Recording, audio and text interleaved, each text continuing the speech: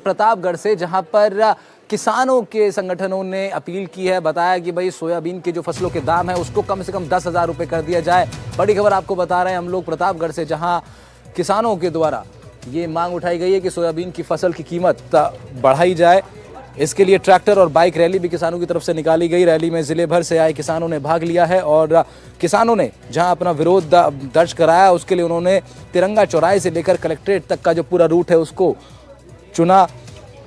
अन्य फसलों की लागत मूल्यों में वृद्धि करने को लेकर आज किसानों की ओर से ट्रैक्टर और बाइक रैली निकाली गई, जिसको लेकर सुबह से ही किसान अपने अपने साधनों के साथ तिरंगा चौराहे पर जुड़ने शुरू हो गए थे। इसके साथ ही उन्होंने बारिश से खराब हुई फसलों की शीघ्र गिरदावरी कराकर मुआवजा देने की भी मांग की है।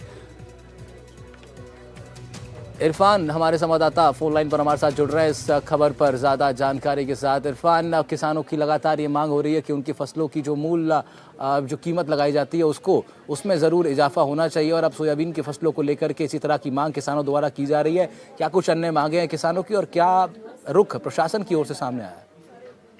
जी बिल्कुल, लगातार पिछले 4 दिनों से सोशल मीडिया पर जो किसान संगठन है वह आज रैली के लिए निमंत्रण सभी को दे रहे थे। आज सवेरे ही भारतीय अफीम किसान समिति और किसान संघर्ष समिति प्रतापगढ़ की ओर से सोयाबीन और अन्य फसलों की कीमतें बढ़ाने को लेकर आज ट्रैक्टर और बाइक रैली निकाली गई। इस दौरान बड़ी तादाद में यानी कि सैकड़ों की तादाद में ट्रैक्टर किसान लेकर पहुंचे और हजारों की तादाद में बाइक सवार भी पहुंचे जो रैली में, और रैली तिरंगा चौराहे से शुरू होकर कलेक्ट्रेट पहुंची, जहां किसानों ने अपना विरोध दर्ज करवाया है।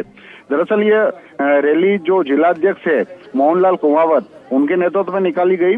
भारतीय किसान यूनियन प्रतापगढ़ द्वारा सोयाबीन का मूल्य 10,000 रुपए करने और अन्य फसलों के लागत मूल्य में वृद्धि करने को लेकर यह जो ट्रैक्टर रैली है और बाइक रैली है वो निकाली गई है। और किसानों की जो मांग है कि जो सोयाबीन की, क्योंकि प्रतापगढ़ में सबसे ज्यादा अगर फसल अभी के दौर में देखी जाती है तो मक्का की और सोयाबीन की होती है। ऐसे में उनकी जो लागत होती है वो लागत भी जब वो किसान अपनी फसल को बेचने के लिए, देने के लिए जब वो मंडी में पहुंचते हैं तो उनकी लागत जो होती है वह भी पैसा उन तक नहीं पहुंच पाता है। ऐसे में सारे किसानों ने एक साथ आज ये मांग करते हुए ज्ञापन भी सौंपा है, जिसमें उन्होंने बताया कि 10,000 रुपए सोयाबीन की राशि की जाए और उससे इस किसानों को जो लागत है वह लागत के साथ साथ थोड़ा कुछ मुनाफा भी मिलेगा, क्योंकि कहीं ना कहीं जो बड़ी तादाद में यहाँ पर जो सोयाबीन की फसलें होती है, ऐसे में जो किसान वापस मंडी में जब इसकी बिक्री करने के लिए जाते हैं तो उन्हें जो लागत है वह भी नहीं मिल पाती है। उसके अलावा मुनाफे की ओर सोच भी नहीं सकते हैं। जी